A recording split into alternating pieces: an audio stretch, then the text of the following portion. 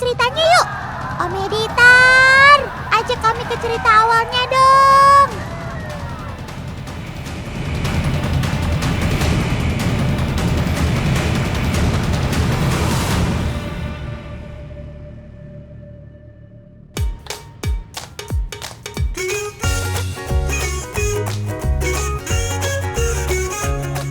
Ada yang lagi healing nih. Sendirian aja Karaka. Otan temenin ya, biar Karaka gak kesepian.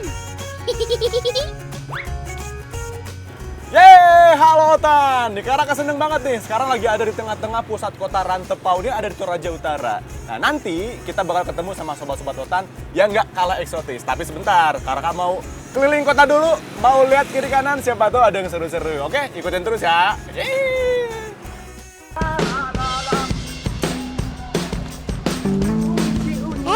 Ada apa lagi nih? Ini gede banget Otan. Ini kerbaunya besar banget nih. Ini siap buat masuk ke dalam arena. Baru keluar dari ini bang, apa namanya? Kandang sementara ya. Nah, kita bawa kiring ke arena. Ayo. Kerbau mau dibawa ke arena? Sebentar deh, Otan belum paham. Maksudnya arena apa ya? Taman bermain? Atau arena apa nih Kak? Coba kita ikuti dulu deh.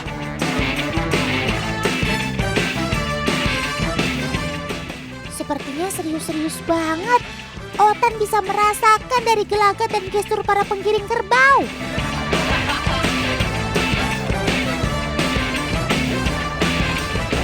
Nah, ini dia. Ini sudah di ujung arena, sudah di pintu 2. Kita nggak bisa masuk ke dalam karena setiap peserta hanya dibatasi 2 orang untuk bisa mendampingin si kerbaunya. Ya ampun, ternyata ini tujuannya. Ini sih arena bertarungnya para jawara.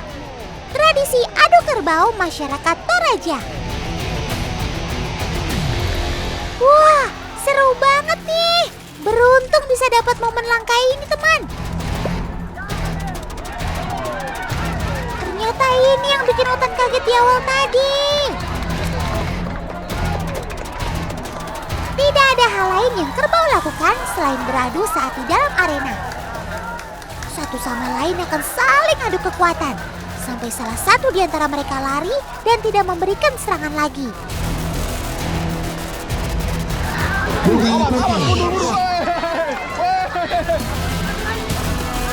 Ngeri-ngeri serem nonton adu kerbau dari jarak dekat seperti ini. Walau terhalang pagar pembatas, tetap saja besar ukuran kerbau cukup membuat penonton was-was. Sangat mungkin kerbau bisa menghancurkan pagar pembatas ini. Jadi tetap hati-hati ya Kak. Oh iya, teman di rumah tahu nggak?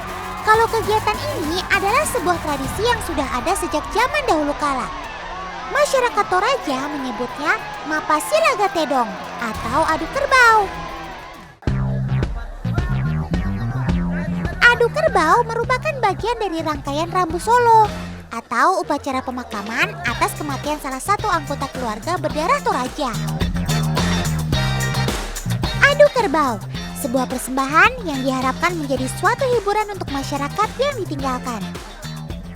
Bagai gayung bersambut, hari ini saja ada sekitar 80 ekor kerbau yang siap beradu kekuatan satu sama lain. Kalau pesertanya sampai ratusan, acara adu kerbau bisa berlangsung selama 1 minggu loh. Terus berjalan tanpa henti. Luar biasa. Tidak semua kerbau mau bertarung saat sudah berada di dalam arena. Tuh lihat saja kelakuannya. Ada yang ngambek. Ada yang cuma diam saja. Ada juga malah yang berlari ke sana kemari. Bahkan menerobos pintu arena sampai jebol. Tenaganya bukan main. Sampai patah pintunya diseruduk si kerbau yang ogah bertanding. Ya udah. Lain kali aja ya Sob. Mungkin sekarang dia lagi banyak pikiran. Jadi belum siap bertanding Paman.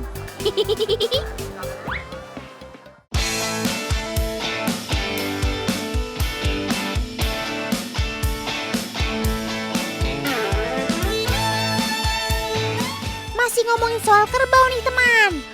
Otan jamin gak salah tempat kalau kita datang ke lokasi yang satu ini. Selamat datang di Pasar Bolu. Loh, kok Pasar Bolu? Mau beli kue kak? Gak gitu konsepnya. Pasar Bolu ada di pusat kota Rantepao, Toraja Utara. Bolu adalah nama wilayah yang sekaligus menjadi nama pasar. Pasar Bolu disebut sebagai pasar kerbau paling besar yang pernah ada di planet bumi.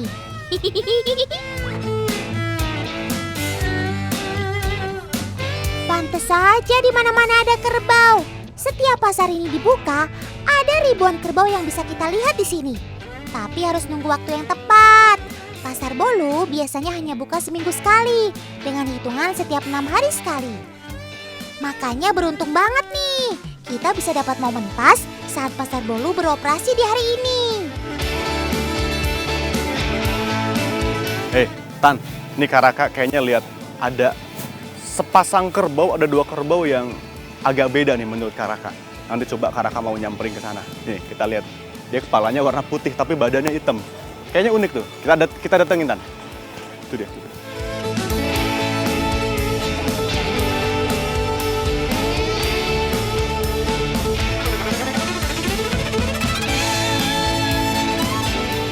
Nih, lihat. Ini kerbau yang tadi Kak Raka anggap beda. Kepalanya putih, Bang ya. Bang, ini namanya tuh jenisnya kerbau apa nih? Kerbau bunga. Kerbau bonga. Artinya palanya putih. Coba ini lagi kasih makan. Halo Bunga, salam kenal ya, aku Otan. Bunga adalah salah satu dari ribuan kerbau yang ada di Pasar Bolu. Namanya pasar, tentu keberadaan kerbau ini untuk dijual. Harganya pun bermacam-macam teman, mulai dari puluhan hingga ratusan juta. Harga ini bisa naik berkali-kali lipat saat masuk musim upacara Rambu Solo. Biasanya mulai pertengahan sampai akhir tahun.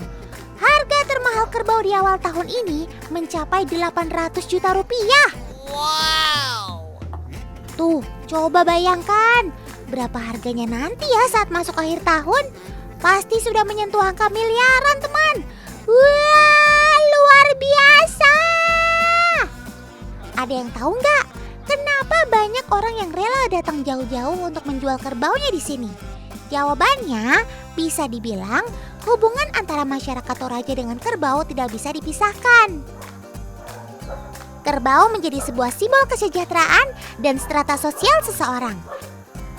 Semakin banyak memiliki kerbau, semakin dianggap tinggi strata sosial masyarakatnya. Wah, Otan ikut bangga sob. Ternyata kalian jadi bagian penting dan dianggap istimewa bagi masyarakat Toraja.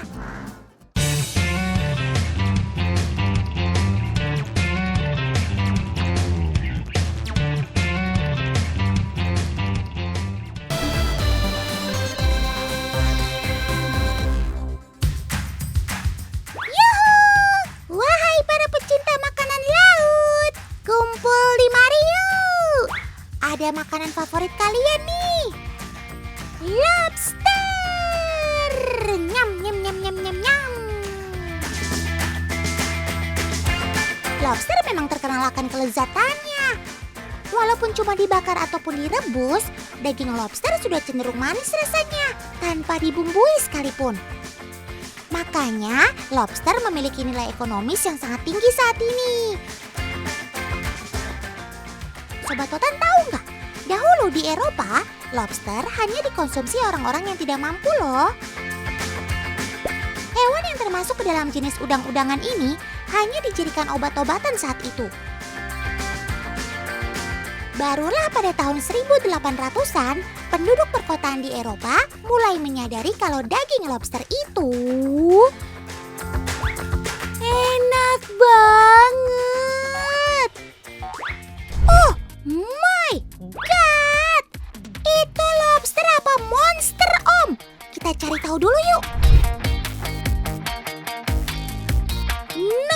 Nah, ini dia monsternya. Oleh masyarakat di sini, lobster ini disebut lobster gajah. Ini dikarenakan sungutnya yang lurus dan panjang mirip belalai gajah.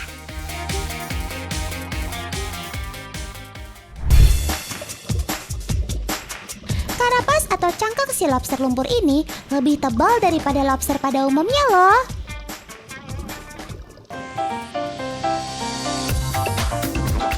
Lapisan kulit yang terbuat dari zat tanduk ini berfungsi untuk melindungi organ-organ dalam seperti insang, alat pencernaan, dan alat reproduksi. Kalau yang lain umumnya hidup di perairan dangkal, lobster gajah bisa berada di kedalaman sekitar 215 sampai 375 meter. Wah, pantas aja jaketnya lebih tebal. Soalnya di kedalaman seperti itu, suhu sangat dingin dan tekanan air lebih besar. Terus, cara nangkapnya gimana dong? Paman-paman ini sedang melakukan trolling, yaitu dengan cara menurunkan jaring berkantung di lokasi habitat buruan, kemudian ditarik kembali dengan kondisi kapal tetap berjalan. Lobster ini biasanya hidup di dasar laut yang berlumpur. Umumnya terdapat di laut yang tidak jauh dari muara sungai. Ayo gulung, gulung! Otan gak sabar mau lihat lobsternya. Cihuy! Dapat lobsternya. Wah, besar juga ya.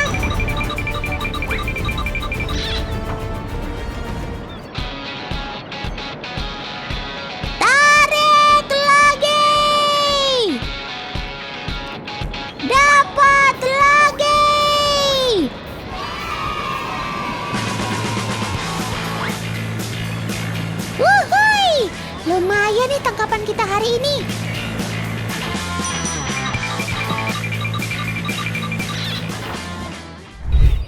Teman, ikut Otan meluncur ke Danau Tondano, Sulawesi Utara yuk. Di sini ada monster lobster yang lain loh.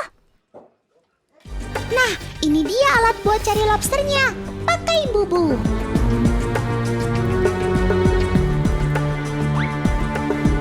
Umpan kelapa tadi kita masukkan dalam bubu dan baru diambil lagi besok, teman.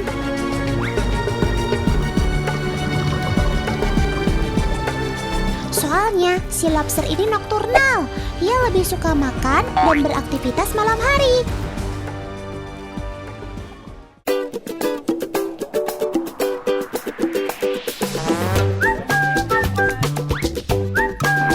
Kapan makan lobsternya nih, Om?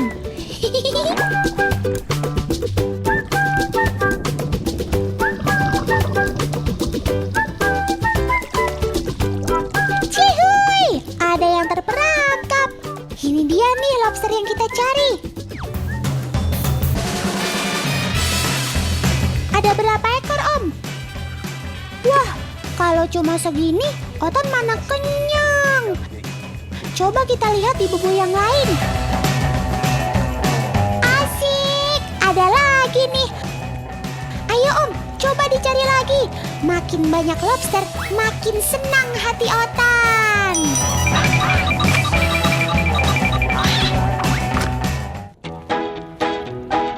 Ya, kenapa guys? Apa? Gak nyeremin? Si lobster biru ini memang imut ya teman. Gak sama dengan lobster lain yang serem seperti monster. Tapi jangan tertipu dengan penampilan. Cantik begini, mereka sebenarnya kanibal.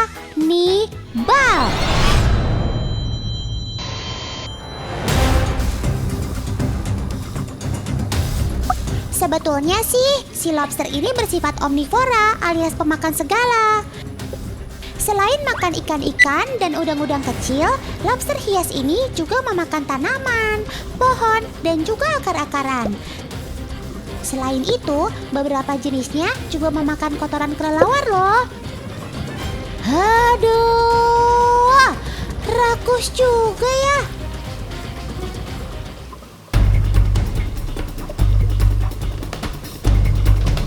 Selain itu, si biru ini hobinya berantem. Aduh.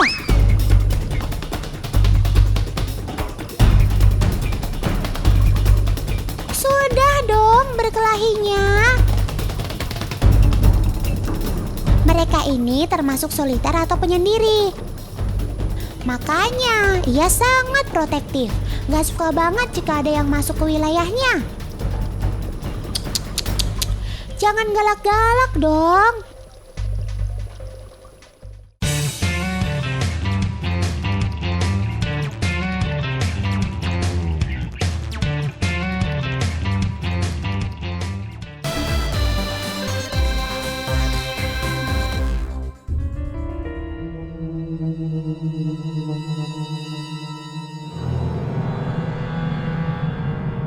Kanisa ngapain sih?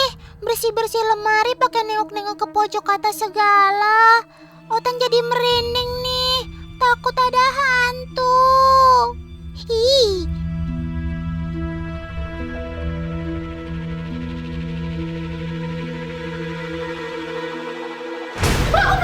Astagfirullahaladzim. Ya amplop. Ada.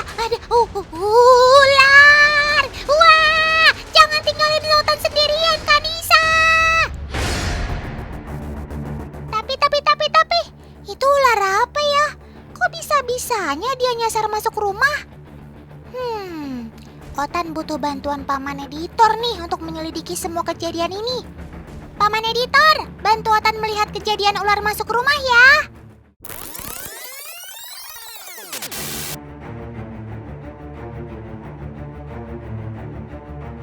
Walah, ternyata ini toh asal-usul kenapa Sobat Melata ini bisa masuk rumah.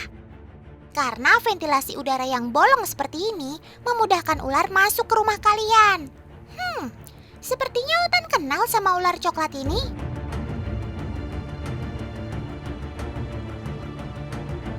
Ya ampun, dia kan ular cicak. Iya, ular yang sering masuk ke dalam pemukiman warga.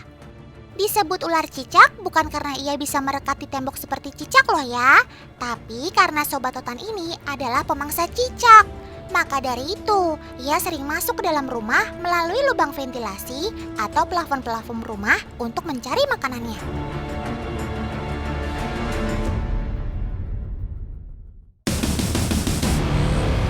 Wah, gak sia-sia kamu Sob. Udah ngumpet-ngumpet masuk rumah orang kayak maling. Ketemu sama mangsa nomor satunya. Ular cicak nampaknya sangat merespon kehadiran cicak ini. Perlahan tapi pasti, ular cicak mulai membuat ancang-ancang untuk menangkap mangsanya. Hah? Apa yang terjadi teman? Hei Sob, cicaknya masih di depan kamu persis. Kenapa kamu malah gigit lantai yang kosong? Aduh, kamu mau ngeprank kita ya? Ada-ada aja kelakuan si ular cicak. Udah keren-keren aksi strike nangkep cicak. Malah salah gigit. Ternyata uniknya si ular diurnal ini, ia sering salah target saat memangsa buruannya. Saat merasa cicak sudah di depan mata, tapi rupanya pandangan si ular cicak kurang akurat nih. Walah Sob, kalau begini mah si cicak udah bisa kabur duluan dong.